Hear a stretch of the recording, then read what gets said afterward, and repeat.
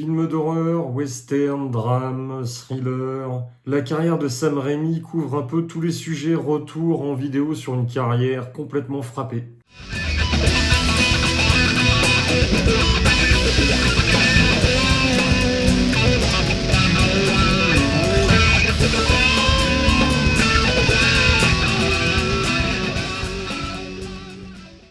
Sam Raimi est donc un auteur américain qui commence sa carrière avec un tout petit film bricolé avec les moyens du bord qui s'appelle Evil Dead.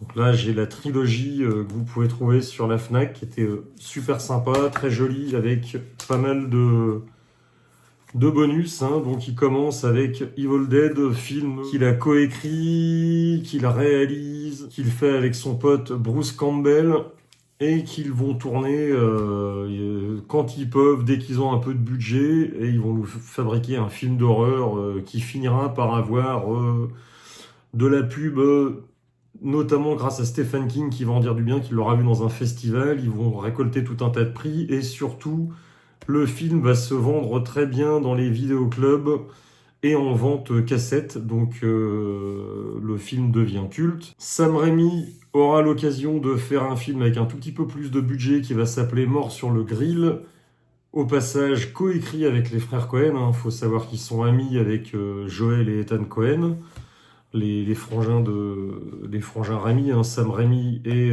Ted Raimi, sont frangins qu'on peut voir assez souvent dans ces films. Ils vont écrire un deuxième film, donc alors j'ai plus grand souvenir, je l'ai vu une fois, moi c'était complètement frappadingue, c'est encore une fois énormément un mélange de thriller, de Tex Avery, de trucs complètement frappadingue. J'ai pas grand souvenir du film, le film s'est complètement planté au box-office et autres, et Sam Raimi va revenir évidemment avec un budget plus important grâce à l'arrivée de Dino De Laurentiis, donc gros producteur américano-italien ou italo-américain.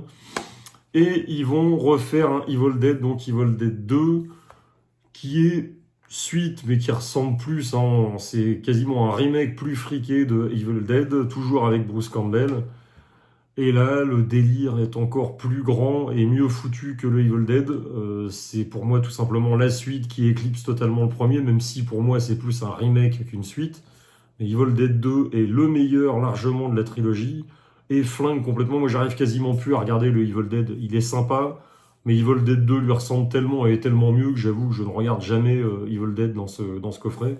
Je l'ai vu 3-4 fois, donc voilà. Mais Evil Dead 2 est pour moi quasiment le meilleur mélange entre film d'horreur et comédie complètement frappée. Bruce Campbell prouve que c'est un acteur génial. Physiquement, c'est pas c'est l'avant Jim Carrey. Le mec maîtrise complètement son corps, son physique, ses grimaces et autres. Quand c'est de l'horreur et ça marche à fond. Et Sam Raimi est connu pour avoir un sens de la mise en scène, du rythme, du découpage, des plans complètement frappés. Savoir aussi dans le premier. Il était monté sur une moto, ils avaient filmé, il avait fait passer la moto à travers la cabane pour faire un espèce de travelling complètement barré. Bon, ils auraient pu s'éclater sur les murs et compagnie. Mais voilà, les montages frénétiques à la Sam Raimi. Evil Dead 2, je pense que c'est le plus grand représentant de son cinéma complètement gonzo. Et ensuite, il va vouloir adapter The Shadow et Batman. Évidemment, il n'aura jamais les droits. Et il va donc créer son propre super-héros qui va s'appeler The Dark Man avec Liam Neeson dans le rôle titre. Et on a un film, alors c'est évidemment fait avec les moyens du bord, le budget est assez petit. Mais je l'ai pas vu depuis longtemps, je l'avais en DVD ce film, je l'ai pas revu depuis un petit bout de temps, mais c'était vraiment très sympa. Après, évidemment, les effets spéciaux ont pris un méga coup de vieux, mais le film est vraiment très bon. On a tout l'univers de Sam Raimi, on a déjà ce qu'il fera ensuite avec Spider-Man, évidemment, sans les moyens qu'il a sur la trilogie Spider-Man, mais le film est vraiment très bon. Il reviendra ensuite au début des années 90 avec la fin de sa trilogie Evil Dead, avec un épisode où cette fois-ci, Ash, on l'a vu dans le 2, est balancé dans le passé, donc il arrive au Moyen-Âge, et là, ça devient complètement délirant, encore plus peut-être que dans le 2. Mais voilà, il y a des petites tensions sur la production et compagnie. Je sais pas s'il a eu autant les mains libres que ça, le père Sam Raimi, et je crois qu'il n'a pas renié le film, loin de là, mais voilà, il y a des petits soucis de production. Le film reste quand même très très sympa. Ça reste au-dessus du premier. Pour moi, bon, le 2 est toujours le meilleur, mais le Evil Dead 3 est franchement très bon. Et ensuite, il est recruté par la star montante de l'époque, Sharon Stone, qui sort des films avec Paul Verhoeven. Donc, consécutivement, elle avait fait Total Recall et évidemment Basic Instinct. Et il nous compte donc Sharon Stone, qui est coproductrice là-dessus, mort ou vif. Malheureusement, le film, malgré le casting génialissime, alors on a Gene Hackman qu'on vient de perdre malheureusement, un des plus grands acteurs américains décédé récemment dans des conditions assez bizarroïdes. Après, il avait 95 ans, mais l'histoire avec sa femme et son chien, c'est assez glauque. Je sais pas si c'est encore résolu ou pas, mais bon, bref. Big up pour un acteur vraiment génial. Et additionné donc à ces deux stars de l'époque, Sharon Stone en toute puissance et Gene Hackman, on a quand même Russell Crowe, qui n'était pas encore la star qu'on connaît, qui a été vraiment révélé avec Gladiator. Et on a DiCaprio dans un rôle très jeune évidemment, on a aussi Lance Henriksen, enfin le casting est vraiment très chouette. C'est du petit western, mais c'est vraiment plutôt sympa. C'est sur un concours qui sera le meilleur pistolero là-dessus, des duels. Le film est plutôt sympa. C'est pas du tout le meilleur de Sam Raimi, mais on a un western qui se tient plutôt pas mal. Alors à savoir que par contre la version Blu-ray est dégueulasse. J'espère qu'ils nous feront un jour un remaster, parce que si comme moi vous l'avez, la version elle est hideuse. Et donc ensuite, Sam Raimi va encore bifurquer plus loin, parce que là on a vraiment son style. Il y a les styles de montage. À un moment, un mec qui se fait flinguer avec un trou dans la tête, la caméra qui passe. Enfin bon bref, il y a encore des styles de montage bien particuliers du pépère Sam Raimi. Mais sur le film suivant, qui est un thriller, il va changer complètement et son cinéma va se rapprocher très proche des frères Cohen, à qui il va demander conseil. Ils ont fait Fargo avant et là on a un thriller qui se passe dans la neige et qui s'appelle Un plan simple avec à nouveau un regretté, cette fois-ci c'est Bill Paxton, plus Billy Bob Thornton. Et le film, moi je l'avais vu au cinéma à l'époque, je ne l'ai pas revu depuis, il faut que je le revoie, mais c'était très sympa. Mais c'était très loin du cinéma que Sam Raimi avait l'habitude de nous faire. C'était très... La mise en scène était superbe, mais elle était très posée, très calme, beaucoup plus proche du style des frères Cohen que du style qu'il avait développé dans ses films d'horreur ou donc dans ses westerns et autres. Mais le film est vraiment très sympa. Et il continue, alors ça marche pas au box-office, mais c'est pas non plus un énorme budget, donc il n'y a pas trop de soucis. Après, il continue avec Intuition. Alors en VO, c'est The Gift, ils auraient dû traduire ça en français par le don, parce que c'est un don de voyance, donc je sais pas pourquoi Intuition, mais bon, bref. Les traducteurs et leur traduction, on ne sait pas. Mais voilà, donc Intuition en français, The Gift en anglais.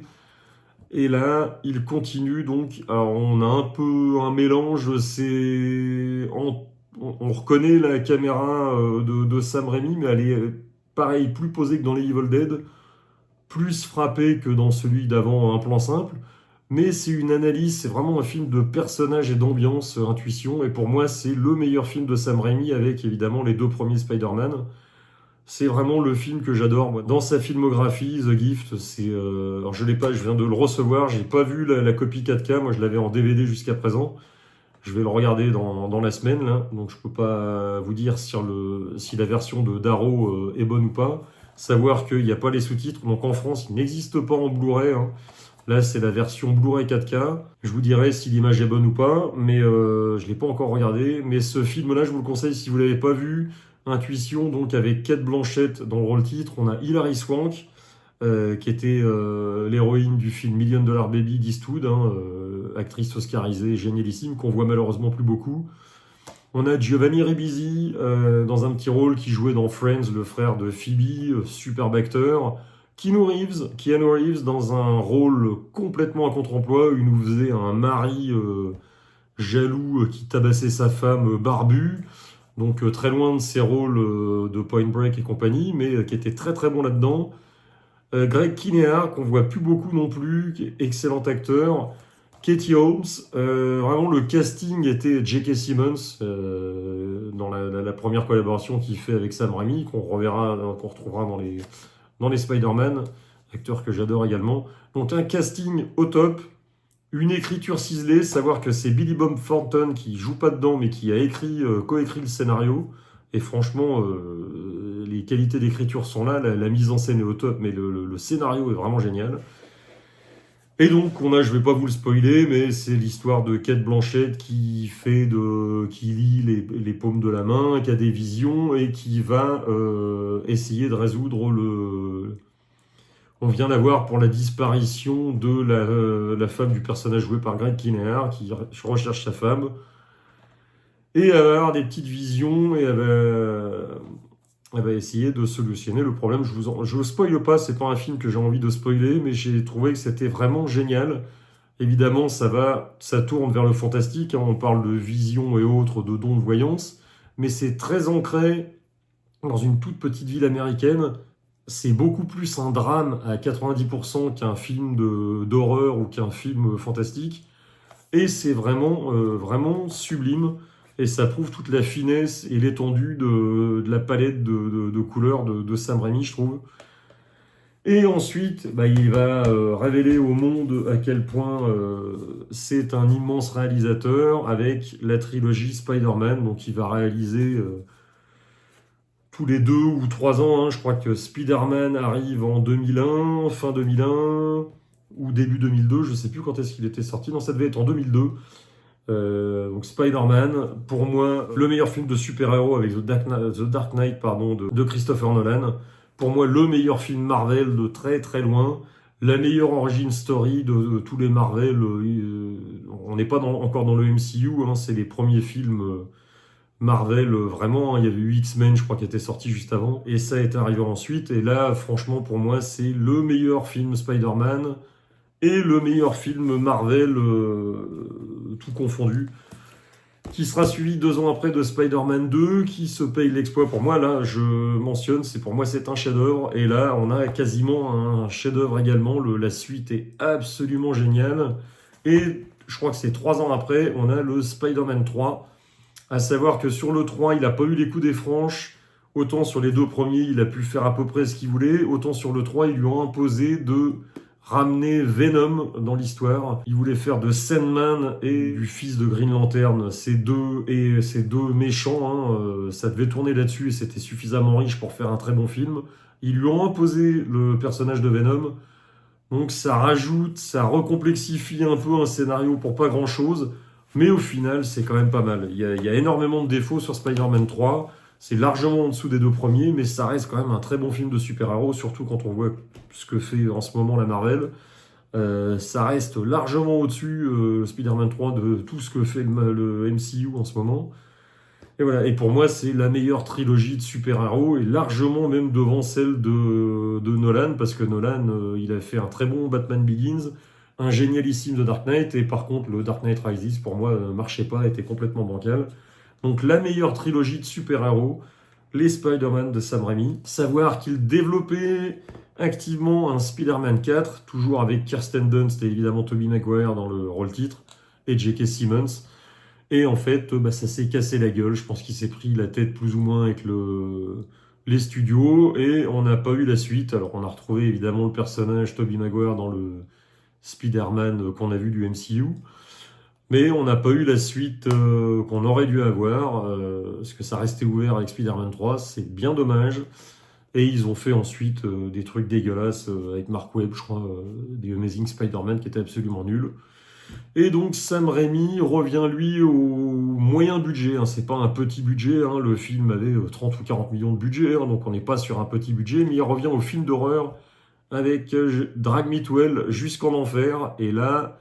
Retour à la mise en scène complètement timbrée, retour avec des clins d'œil à gogo sur les Evil Dead, hein, sur la façon de filmer les démons et autres. Et on a un film noirissime, mais avec énormément encore d'humour décalé à la Sam Raimi. Plus noir que ce qu'il fait sur Evil Dead, mais encore des saillies à la Tex Avery de temps en temps et compagnie. Mais c'est quand même, la fin est assez jusqu'au boutiste et vraiment noirissime. On sent que Sam Raimi avait des trucs à exorciser. Mais si vous le voulez voir, c'est retour au cinéma d'horreur de Sam Raimi et c'était franchement très très bon. Et il fera ensuite, quelques années après, un truc que j'ai moyennement aimé, qui s'appelle Le Monde Fantastique d'Oz, avec Jess Franco dans le premier rôle, c'était pas terrible. Franchement, j'ai pas gardé grand souvenir du film. Je l'avais vu au cinéma. Alors, c'était bien foutu parce que c'est Sam Raimi et que Sam Raimi est un esthète. Alors, j'ai jamais vu un film mal foutu de Sam Raimi de toute façon. C'est toujours au moins des qualités visuelles, mais c'était pas terrible. Et il met très longtemps. Alors, savoir que Sam Raimi fait énormément de productions, que ce soit au niveau des films et des séries télé, hein. Dans les années 90, il avait fait des séries avec Xena la guerrière ou Hercule ou je ne sais quoi. Enfin bon, il a toujours été énorme producteur et à la télé et au cinéma. Donc quand il ne tourne pas, il est toujours de toute façon très occupé. Et il revient cette fois-ci dans le MCU et avec un film qui mélange donc un petit peu l'horreur. Je dis bien un petit peu parce que malheureusement Kevin Feige a dû mettre ses gros doigts dégueulasses sur le montage. Parce que ça aurait pu être vraiment génial. Doctor Strange in the Multiverse of Madness. À savoir que ça avait été développé par Scott Derrickson, donc le réalisateur scénariste du tout premier, que Scott Derrickson a donc claqué la porte parce qu'il s'est pris la tronche avec Kevin Feige. Donc il reste évidemment crédité, sachant que c'est lui qui a écrit une bonne partie du scénario. Et je m'étais dit, chouette, Sam Raimi qui vient sur le MCU, mais le problème c'est qu'il a pas les coups des franches, hein, encore beaucoup moins que sur un truc comme Spider-Man 3. On sait quand Sam Raimi a mis ses pattes dessus, le métrage est génial quand on a la touche de Sam Raimi. Quand on l'a pas, on voit les doigts très gras de Kevin Feige, donc ça donne un métrage complètement bancal. Ça reste sympathique, hein, c'est un bon petit film.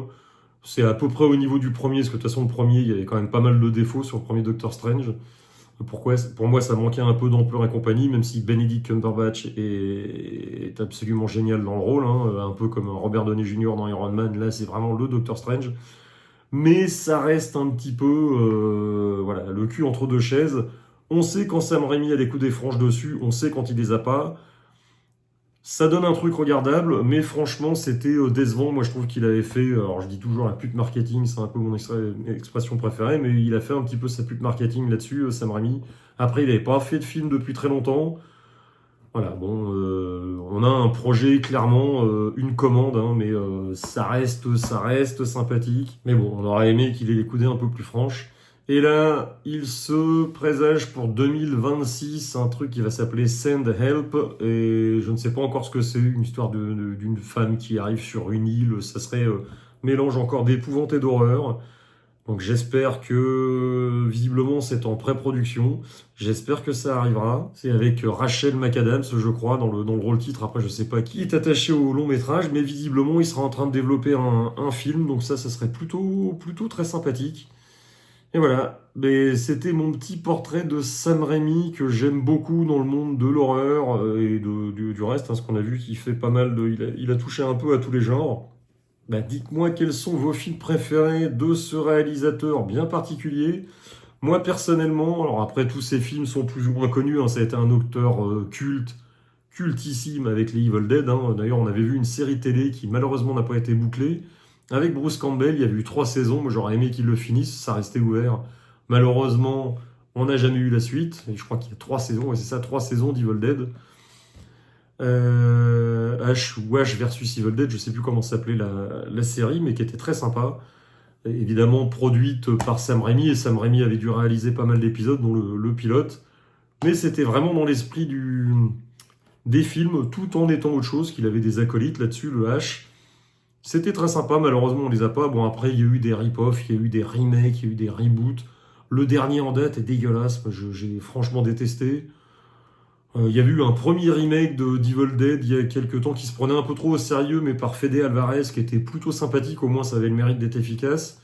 Et il y en a eu encore un nouveau il y a quelques temps, mais qui était vraiment nul, mais alors nullissime. De toute façon, Evil Dead sans Sam Raimi, c'est pas Evil Dead, donc je vois pas l'intérêt de faire ça, mais voilà.